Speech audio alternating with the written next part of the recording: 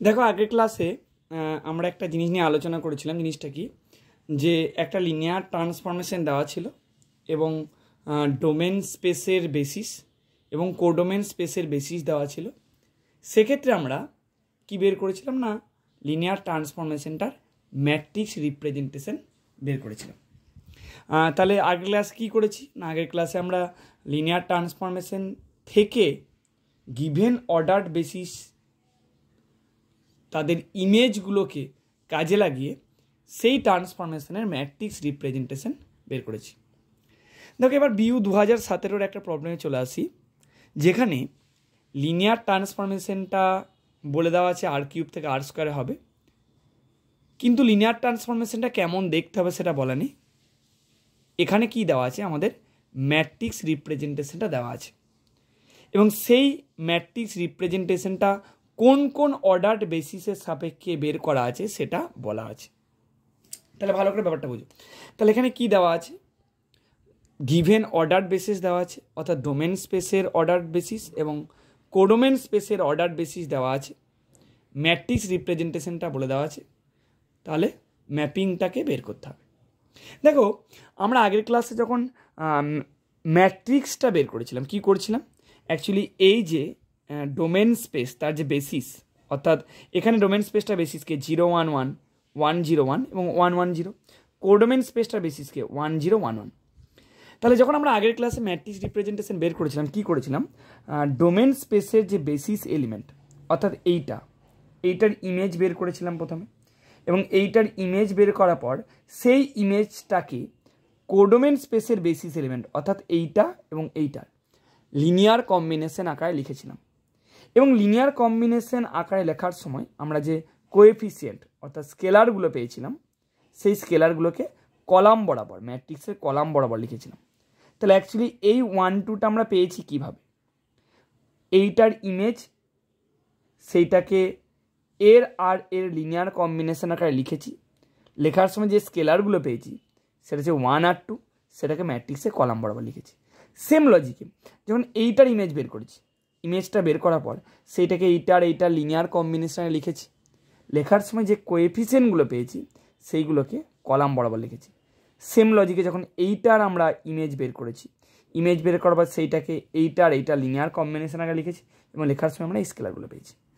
তাহলে এখানে আমরা কি লিখতে পারছি, তাহলে হেয়ার আমরা কি লিখতে পারবো, যে T of, actually T of যদি করি 0 1 1, এই যে ইমেজটা, সেই ইমেজটা এই দুটোর লিনিয়ার কম্বিনেশন আকারে লিখব এবং লিনিয়ার কম্বিনেশন আকারে লেখার সময় কোএফিসিয়েন্টগুলো কী পাবো না, 1 ইন্টু লিখবো 1 0 প্লাস 2 ইন্টু লিখবো 1 1। ভালো করে খেয়াল করে দেখো, তাহলে এইটাকে এই দুটো লিনিয়ার কম্বিনেশন আকারে লিখেছি, লেখার সময় যে স্কেলারগুলো পেয়েছি সেগুলো কী বরাবর আছে, কলাম বরাবর।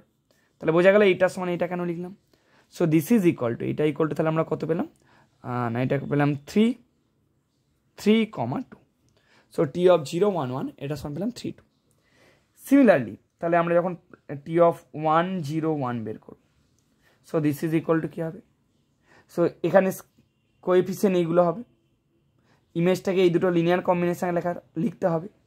তাহলে টি অফ 1 0 1 সমান হবে 2 ইন্টু, তাহলে এই যে 2 ইন্টু কী হবে 1 0 প্লাস এই যে 1 ইন্টু হবে 1 1।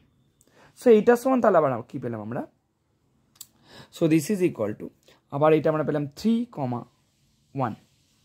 এরপর আমরা যদি টি অফ 1 1 0 লিখি, so this is equal to কী পেলাম, সো টি অফ 1 1 0 সমান পেলাম, দেখো এখানে কী ছিল 4, তাহলে 4 ইন্টু 1 0 প্লাস 0 ইন্টু এই 0 ইন্টু কী হবে 1 1।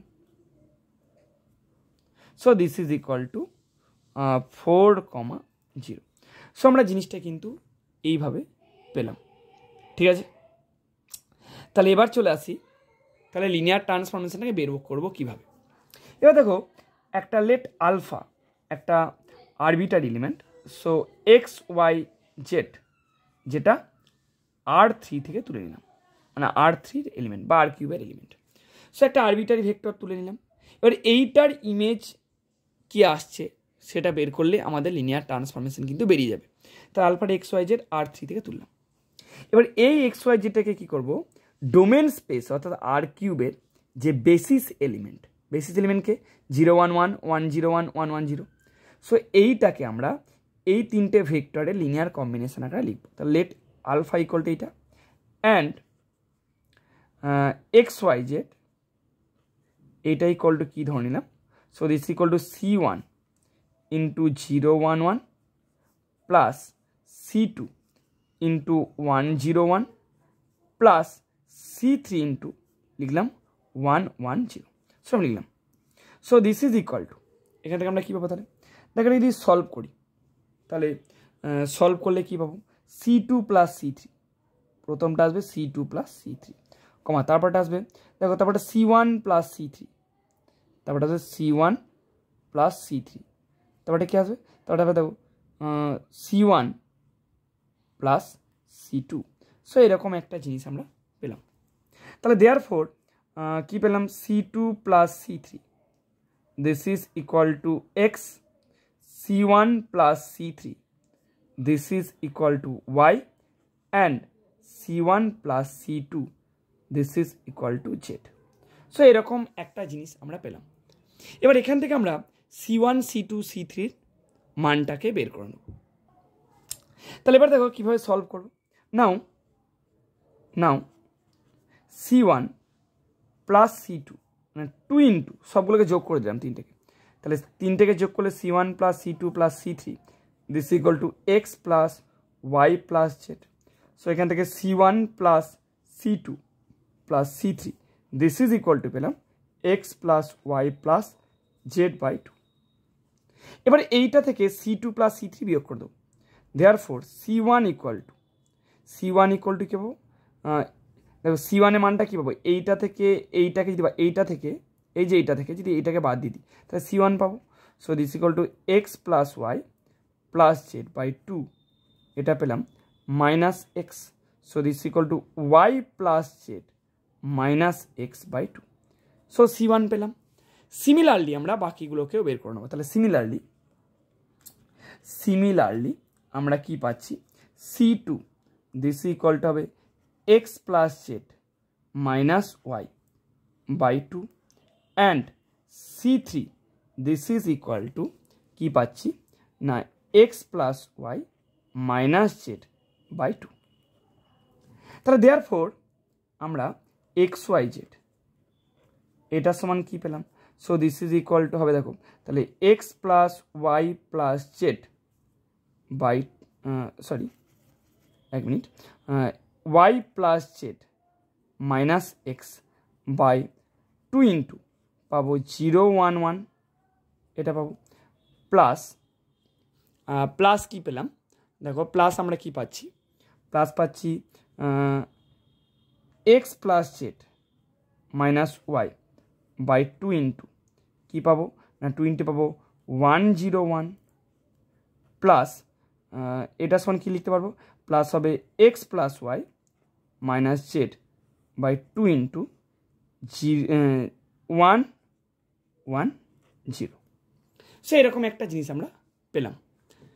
সো এক্স ওয়াই জেডটাকে আমরা ডোমেন স্পেসের যে বেসিস এলিমেন্ট অর্থাৎ 0 1 1 1 0 1 এবং 1 1 0 এদের লিনিয়ার কম্বিনেশন আকারে লিখতে পারলাম।